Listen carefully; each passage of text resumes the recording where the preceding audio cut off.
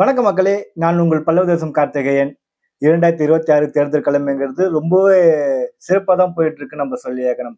ஒரு பக்கம் விஜய், ஒரு பக்கம் சீமான், இன்னொரு பக்கம் மிகப்பெரிய திராவிட கட்சிகளான அதிமுக ஒரு பக்கம், திமுக ஒரு பக்கம். இந்த ரீதியில தான் நம்ம இன்னைக்கு பார்க்க போற தொகுதி என்னன்னு பாத்தீங்கன்னா, திருப்பூர் தொகுதி.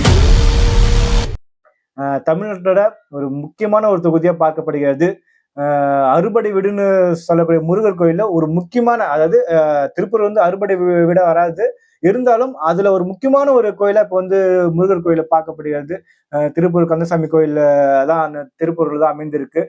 மிகப்பெரிய அளவுல ஒரு எதிர்பார்க்கக்கூடிய ஒரு தொகுதியா தான் இருக்கு. ஏன்னா இந்த இடத்துல பாத்தீங்கன்னா பாமக கூட்டணி, அதிமுக கூட்டணியில பாமக போட்டியிடுது, திமுக கூட்டணியில விசிக போட்டியிடுது. 2021 தேர்தல பாத்தீங்கன்னா திமுக கூட்டணியில போட்டியிட்ட விசிக அவர்கள் வந்து குறைந்த வாக்குகள் வித்தியாசத்தில் தான் தங்களுடைய வெற்றியை வந்து பதிவு செஞ்சாங்க.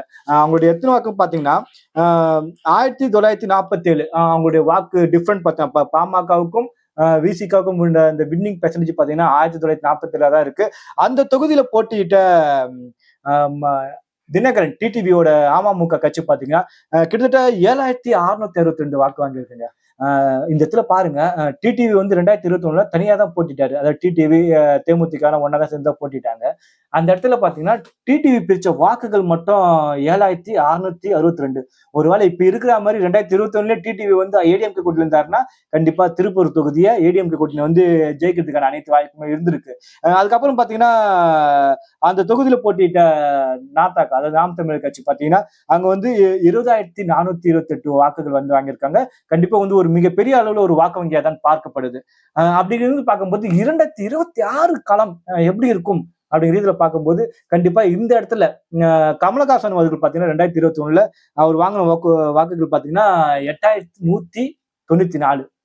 இதே வாக்குகள் வந்து கமலஹாசன் 2026 வாங்குவாரான்னு பார்த்தா கண்டிப்பா வாய்ப்பே இல்லைன்னு தான் சொல்லிக்கணும். ஏன்னா அப்போ வந்து ஒரு மாற்றத்துக்காக நிறைய பேர் வாக்களிச்சிருப்பாங்களா, முதல் தலைமுறை வாக்குகள் அது மாதிரி வேணா கமலஹாசன் அவர்களுக்கு வாக்களிச்சிருப்பாங்க. ஆனா இந்த தேர்தல்ல கமல்ஹாசனுக்கு இந்த வாக்கு போய் சேருமான்ட்டா வாய்ப்பே இல்லைன்னு தான் சொல்லி ஆகணும்.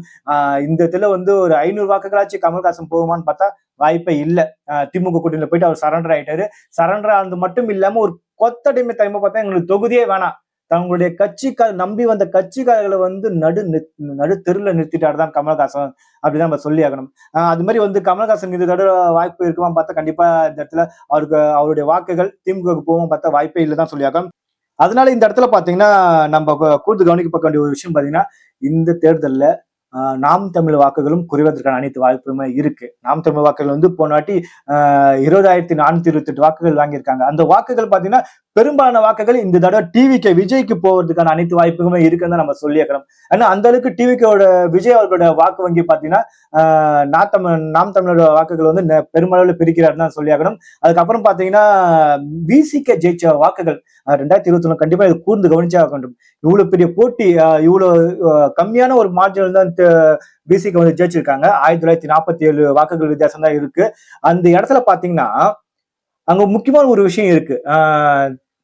விசிக்கு, அதாவது டிஎம்கே கூட்டணிக்கு பாத்தீங்கன்னா கிறிஸ்டின் ஓட்டுகள், முஸ்லிம் ஓட்டுகள், அப்புறம் தலித் ஓட்டுகள், இந்த 3 வாக்குகளும் பாத்தீங்கன்னா கிட்டத்தட்ட 80% மேல, அதாவது இந்த தலித் வாக்குகள் ஒரு 75% மேல எடுத்துக்கலாம். அதுக்கப்புறம் பாத்தீங்கன்னா கிறிஸ்டின் வாக்குகள், முஸ்லிம் வாக்குகள் கிட்டத்தட்ட 99% பாத்தீங்கன்னா திமுக கூட்டணி தான் விழுந்திருக்கு. இவ்வளவு பெரிய டாமினேஷன் இருந்தும் இவ்வளவு பெரிய வாக்கு வங்கி வந்து அப்படி மொத்தமாக ஒரு குறிப்பிட்ட கூட்டணிக்கு, அதாவது திமுக கூட்டணிக்கு விழுந்தும் அங்க இருந்த வாக்கு வித்தியாசம் பாத்தீங்கன்னா 1947 வாக்குகள் மட்டும்தான். இப்ப பாத்தீங்கன்னா விஜய் அவர்கள் இந்த தேர்தல்ல முக்கவாசி வாக்குகள், அதாவது கிறிஸ்டின் வாக்குகள், முஸ்லிம் வாக்குகள், அப்புறம் தலித் வாக்குகளை வந்து விஜய் அவர்கள் வந்து கணிசமாக பிரிப்பதற்கான அனைத்து வாய்ப்புகளும் இருக்கு. கிரவுண்ட் லெவல் பாலிடிக்ஸ் பார்த்தா அதுதான் சொல்லுது.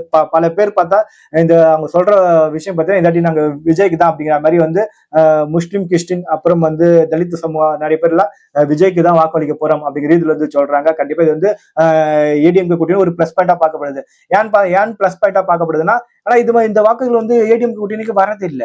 அப்படி பார்க்கும்போது இந்த வாக்குகள் வந்து விஜய் பிரிக்கிறதால இவங்களோட வாக்கு வங்கி நிலையான ஒரு வாக்கு வங்கி இருக்குல்ல, அந்த வாக்கு வங்கியும் பிளஸ் வந்து ஏடிஎம்கேவோட கூட்டணி கட்சி வாக்குகள், அதுக்கப்புறம் வந்து அமமுக தினகரன் அவரோட வாக்குகள்லாம் இங்க இருக்கு. இப்ப அது அமமுகல இருந்து ஒரு 4000 வாக்குகள் வந்து இப்ப பிஎம்கேக்கு விழுந்தாலே அந்த இடத்துல வந்து ஏடிஎம்கே கூட்டணி விழுவதற்கான அனைத்து வாய்ப்புகளும் இருக்குன்னு தான் சொல்லி ஆகணும். அதுக்கப்புறம் பாத்தீங்கன்னா விசிக சார்பா இங்க நின்ற பாலாஜி அவர்களோட கட்ட பஞ்சாயத்தை பத்தி நம்ம பேசியாக வேண்டும்.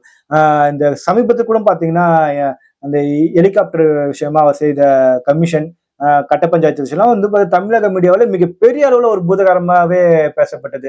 இதுக்கு முன்னாடி பாத்தீங்கன்னா அங்க இருந்த இமயவர்மன் நினைக்கிறேன் அவர் பேரு, திமுக கூட்டணியில் இருந்தவர் தான் இதுக்கு முன்னாடி எம்எல்ஏ இருந்தாரு, விசிகாக்கு முன்னாடி எம்எல்ஏ இருந்தாரு.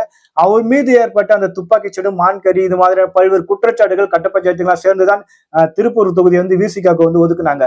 விசிகாக்கு ஒதுக்கியும் பாத்தீங்கன்னா அந்த இடத்துல கட்ட பஞ்சாயத்துங்கிறது படு ஜோரா தான் நடந்தது. அங்க இருக்கிற ஐடி பார்க்கு, அப்புறம் இந்த ஹெலிகாப்டர் விஷயத்துல நம்ம வந்து கண்கூடவே பார்த்தோம்.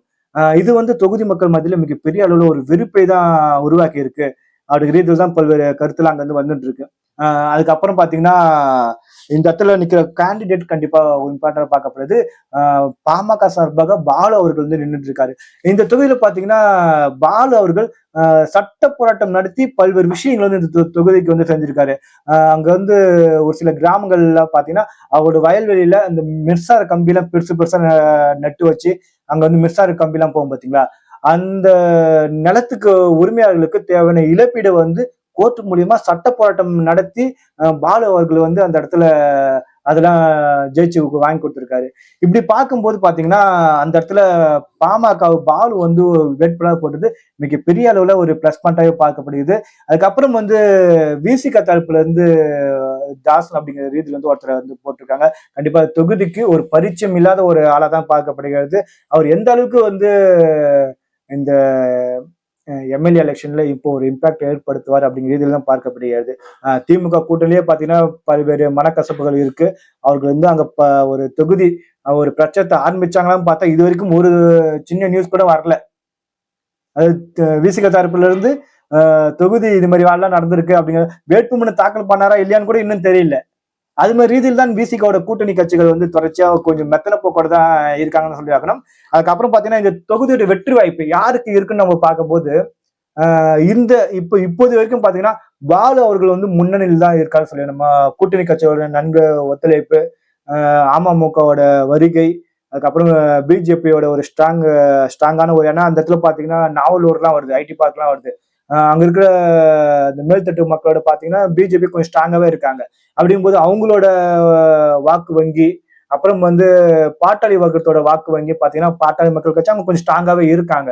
அப்படிங்கும்போது அந்த ஒரு வாக்கு வங்கி எல்லாம் இது அனைத்தையும் பார்க்கும்போது கூட்டணி கட்சிகளோட நல்ல ஒத்துழைப்பு இது மாதிரி பார்க்கும்போது அங்க வந்து பாமக பழம் கனிகிறது அப்படிதான் நம்ம சொல்லி ஆகணும். கடைசி நேரத்தில் வாக்காளருக்கு கொடுக்கப்படக்கூடிய விட்டமின் பா அதுதான் தேர்தல் முடிவு வந்து மிகப்பெரிய அளவுல மாற்றும் அப்படிங்கிற ரீதியில பார்க்கப்படுகிறது.